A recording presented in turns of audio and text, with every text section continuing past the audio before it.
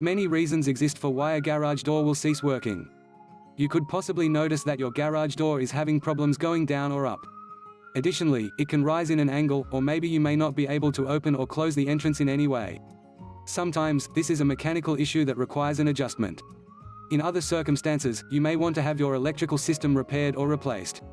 Because of this, it really is appropriate to contact a local garage door repair business. This is the reason you should think of contacting my company, Claster Garage Door Repair Fair Lawn NJ, in case you are experiencing any one of these problems.